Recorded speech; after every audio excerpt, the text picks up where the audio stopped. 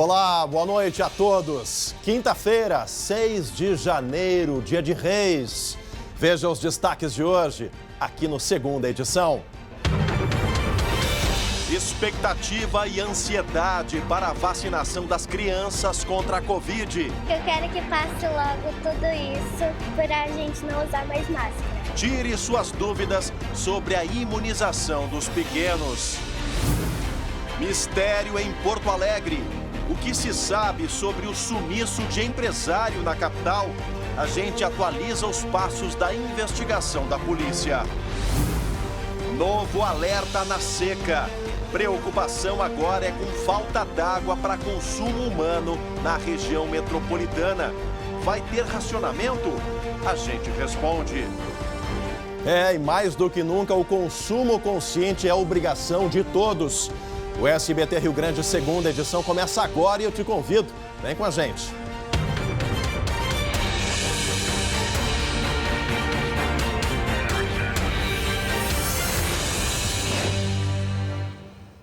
E nós abrimos o Segunda Edição de hoje com uma notícia urgente. Aconteceu agora há pouco um assalto violento em Novo Hamburgo, no Vale dos Sinos. Tensão, perseguição e os detalhes na redação. Eduardo Ostermaier. Boa noite, Edu. Bem-vindo ao Segunda Edição. Boa noite, Chamali. Boa noite para todo mundo. Exatamente, a Polícia Militar faz buscas nesse momento na região. Alô, pessoal do Vale dos Sinos. O crime ocorreu no bairro Ibirubá, na rua Ibirubá, no bairro Vila Nova, em Novo Hamburgo. Ao estacionar em uma clínica, a mulher desse carro aí, que você está vendo todo destruído, foi surpreendida por um criminoso armado. A vítima avisou que tinha uma criança no banco de trás, que era a filha dela e de apenas 3 meses de idade, Chamali. No mesmo momento, a sobrinha de 10 anos, que também estava no banco de trás, conseguiu sair pela porta traseira. E havia outra mulher adulta no banco da frente que também conseguiu escapar. Um policial à paisana, assim que percebeu o que estava ocorrendo, atirou contra o veículo quando o criminoso conseguiu adentrar e partiu em velocidade. Nisso, o veículo, com o criminoso dentro, acabou batendo num poste e ficou nesse estado aí. O criminoso conseguiu fugir a pé. E a Brigada Militar faz buscas na região, lá no bairro Vila Nova, em Novo Hamburgo, acontecendo agora, viu, Chamali? Portanto, bairro Vila Nova, o bebê de 3 meses, a criança de 10 anos e as outras mulheres passam bem, Edu, o estado de saúde, enfim. Eu sei que, na verdade, é uma tensão, mas... como é que está o estado de saúde delas, Edu? Estão bem, Chamali. Depois de toda essa tensão, a mulher que estava conduzindo o veículo conseguiu conversar com o criminoso e explicar que haviam crianças no banco de trás, inclusive a filha de apenas 3 meses conseguiu salvar a filhinha pequena, a sobrinha de 10 anos saiu ela mesma sem nenhuma ajuda e todos estão bem. As 2 mulheres adultas e as 2 crianças que estavam nesse veículo aí, o criminoso ainda é procurado em Novo Hamburgo. Tá certo, Edu. Daqui a pouco a gente volta para a redação conversar com o Eduardo. Portanto, aí, cerco no bairro Vila Nova, em Novo Hamburgo, atrás desse assaltante, desse ladrão de carros que deu esse baita susto. Felizmente, as vítimas passam bem nesse momento. Agora, a gente fala sobre vacinação da criançada contra a Covid-19. O anúncio do começo dessa imunização das crianças contra o coronavírus gerou uma expectativa imensa em todo o país. E já tem gente até procurando a vacinação nos postos de saúde. Por isso eu vou conversar agora ao vivo com a mãe da Bela para saber como está essa ansiedade. Direto do Litoral Norte, Aline Schneider. Boa noite, minha amiga. Oi, Chamali. Boa noite para ti, para todo mundo que nos acompanha. A Bela ficou sabendo que tu iria chamar por ela hoje, veio junto pro vivo, viu, Chamali? Ela tá animada para receber a vacina, né, filha? É? Sim! Quando eu disse para ela, filha, vai começar a imunização, ela saiu correndo que nem louca pela casa comemorando. E assim como ela, hoje, mais cedo, eu conversei com pais e também algumas crianças que estão ansiosas por essa imunização. Vamos ver o que disse a Laís. Porque eu quero que passe logo tudo isso para a gente não usar mais máscara. A mãe da Laís também está muito animada, aguardando por essa vacinação das crianças. Vamos ouvir a Vanessa. Eles poderem ter uma maior tranquilidade nas aulas, no retorno, para a gente, como pais, poder ficar mais tranquilos. E não é à toa essa preocupação dos pais, porque aqui no Imbé, por exemplo, Chemali, mais cedo eu estive no principal posto de saúde da cidade e é possível observar um aumento no atendimento de crianças acompanhadas dos pais buscando por atendimento. Para vocês terem uma ideia, do dia 1º até ontem aqui no Imbé, dos 870 atendimentos, 17% foram de crianças de 0 a 12 anos. Uma preocupação também para a Josiane, que levou a filha hoje para consultar. Vamos ouvir. Eu testei positivo e para mim passou bem de leve, assim, pouca coriza. E daí, como ela tá com esses sintomas, então eu acredito que com a vacina ameniza os sintomas também, né? Porque o que se sabe até agora, né, Chemali, é que os adultos, em função dessa nova variante, que estão imunizados, a variante não tem se apresentado de uma forma tão severa. Mas a preocupação dos pais é justamente porque as crianças nessa faixa etária ainda não receberam a imunização.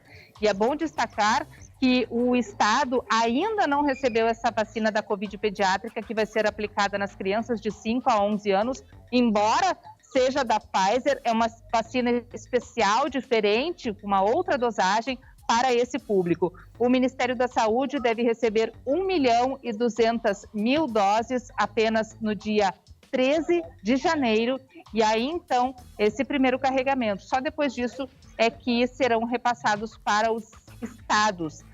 A Secretaria de Saúde do Rio Grande do Sul diz que ainda não existe uma data oficial de quando vai começar essa distribuição aos municípios. A previsão é de que o Rio Grande do Sul receba 60.000 doses no dia 14 de janeiro e só depois disso, então, será repassado. Crianças de 5 a 11 anos, 1 milhão é esse público aqui no nosso estado, Chemali. Exatamente, Aline. Obrigado pelas informações. Quase 1 milhão de gauchinhos aí nessa faixa etária.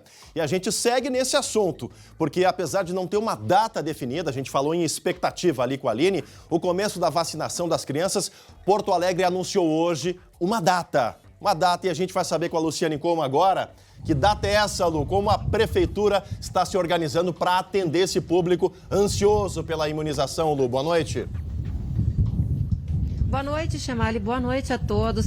Olha, essa data, na verdade, é uma perspectiva em cima da previsão, né, de distribuição das doses do Ministério da Saúde. A Prefeitura, então, de Porto Alegre divulgou hoje uma nota dizendo que prevê começar a imunização das crianças no dia 17 de janeiro.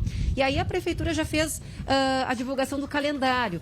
Então, primeiro serão as crianças com comorbidades, com deficiência, indígenas, quilombolas ou que residam com alguma pessoa que é do grupo de risco, por exemplo, idosos. E aí depois vai ser de forma escalonada por idade. Então, 11 e 10 anos, 9 e 8 anos, 7 e 6 e, por fim, os menores, os pequenos, de 5 anos. No total, aqui na capital, são em torno de 120 mil crianças de 5 a 11 anos. E entre as novidades, as particularidades da imunização é que o ambiente vai ser totalmente diferente, vai ser separado do ambiente dos adultos, tudo isso com o cuidado para não misturar as doses pediátricas das doses adultas, que são diferentes, né? A dosagem claro, é diferente. Sim. Além disso, há outras regras e ainda a vacina, lembrando, né, ela não é obrigatória, mas ela é extremamente recomendada. Chemali. Tá certo, Lu. Obrigado pelas informações. Tá aí muita ansiedade, muita expectativa. E para ajudar justamente a esclarecer essas dúvidas sobre a vacinação nos pequenos, eu converso agora com o infectologista Dr. Alessandro Pascoaloto, que é professor da Universidade Federal de Ciências da Saúde aqui de Porto Alegre. Doutor, as pessoas têm medo, né? A gente tem recebido alguns relatos, ouvem dizer em rede social, em grupo de WhatsApp, que a vacina é experimental ou que as crianças seriam cobaias dos laboratórios. Então, já começo lhe perguntando, doutor, o senhor esclarece por que essa vacina é considerada assim segura, doutor. Boa noite. Boa noite, obrigado pela oportunidade. O medo, na verdade, traduz falta de conhecimento, porque já tem estudo clínico com crianças mostrando que a vacina, nas idades de 5 a 11 anos, elas são seguras e elas funcionam, então não tem por que ter medo. A gente tinha que ter medo do Covid e não medo de uma vacina. E não é nada experimental, já é uma vacina definitiva, né, doutor? Sim, é uma vacina já estudada em crianças e ela é recomendada por praticamente todas as sociedades médicas. Então, ela, de maneira alguma, pessoal, ela não é experimental. É uma vacina estabelecida que está pronta para uso e está sendo usada em vários lugares do mundo. Agora, doutor Pascoaloto, essa vacina das crianças, ela vai ser diferente daquelas que os adultos, nós adultos já tomamos, já estamos aí com o esquema vacinal completo. E em quais aspectos? Só na embalagem, na dosagem? Eu queria que o senhor detalhasse esse ponto para a gente. A dose é menor, é 1/3 da dose. Então, o fabricante colocou essa dose menor em um frasco marcado de modo diferenciado. Então, nada demais. É a mesma vacina do adulto, numa dosagem menor, apropriada à população pediátrica. E, doutora, a gente sabe que os sintomas, né, de Covid nas crianças geralmente são mais leves, né? Apesar de ter aí um grupo dizendo que as crianças não têm casos graves e temos mais de 300 óbitos no país por conta da Covid. Agora, a questão é por que vacinar esse público? É em função disso? Porque as crianças podem ser um vetor dessa variação das variantes para os adultos, para os idosos?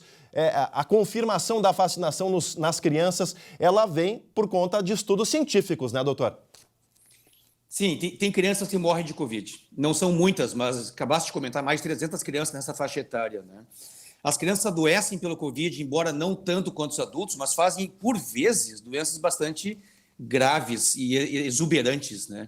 Então, para que ter doenças, a gente pode prevenir essa doença. E mais, elas também podem transmitir a Covid.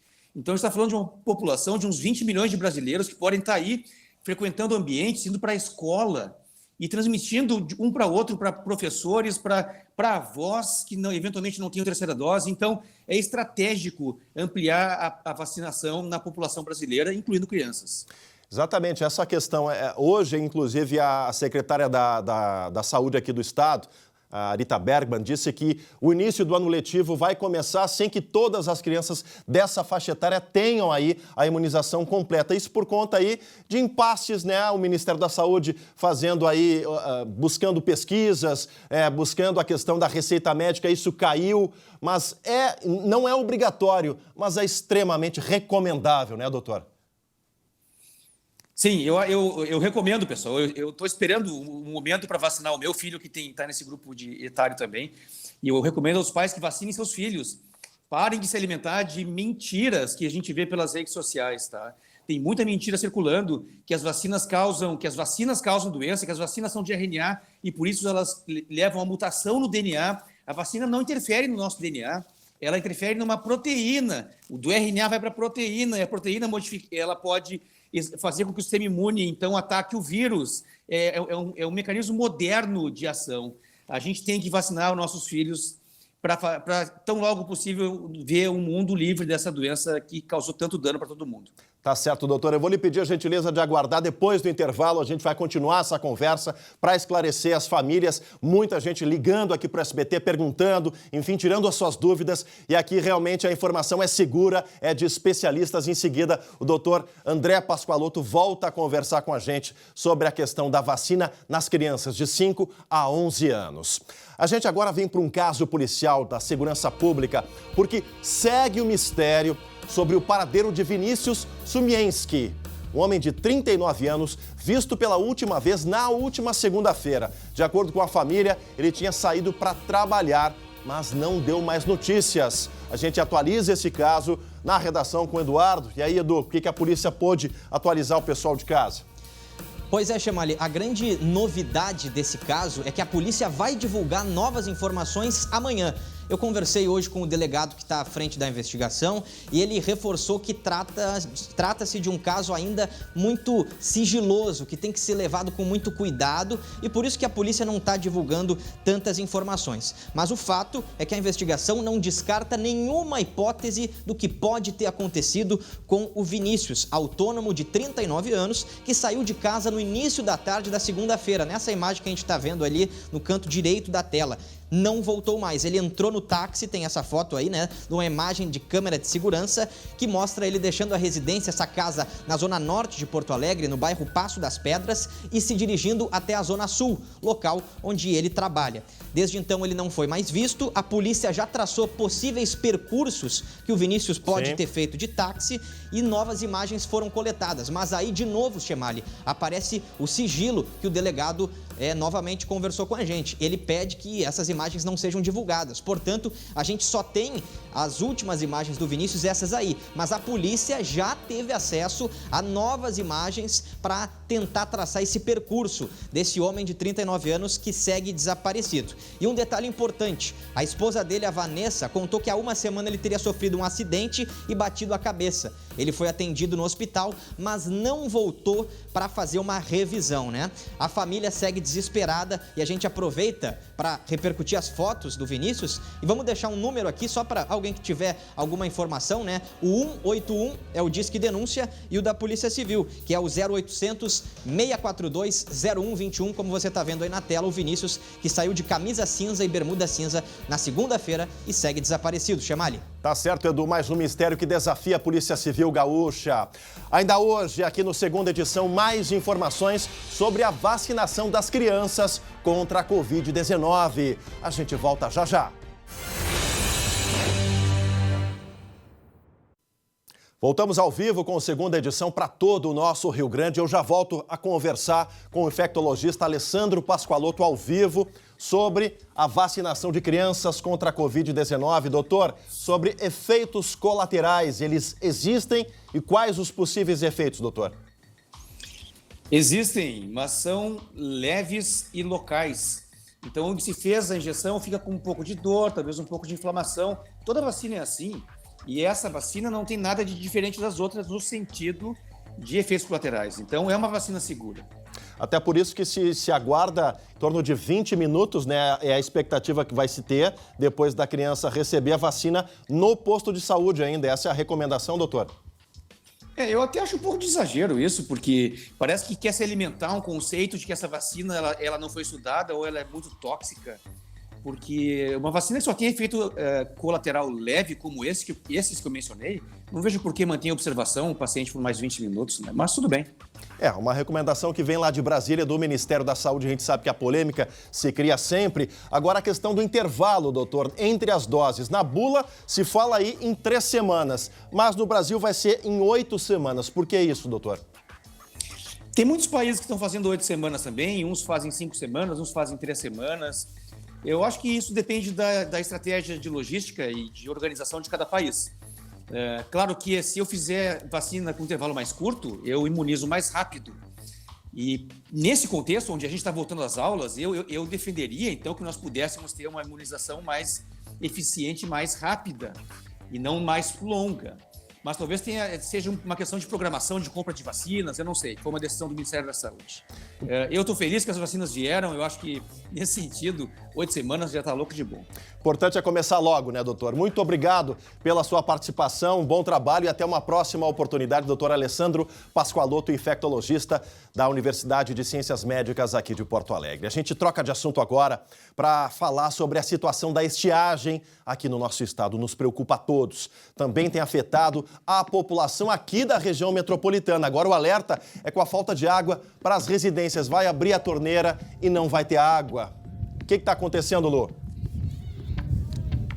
Olha, Chemali, agora o problema é no Vale dos Sinos, com o Rio dos Sinos que abastece São Leopoldo, Novo Hamburgo e Campo Bom. O nível do rio, essa semana, estava em 1 metro, sendo que o normal é 2,5 metros ou mais. Então, as empresas de água e esgoto de São Leopoldo e Novo Hamburgo se uniram para tentar conscientizar a população. Hoje foi descartado o racionamento, mas existe o risco. Por isso fica o alerta, né, Chemali? Não dá para desperdiçar água. De jeito a gente nenhum. precisa economizar, precisa ter mais consciência.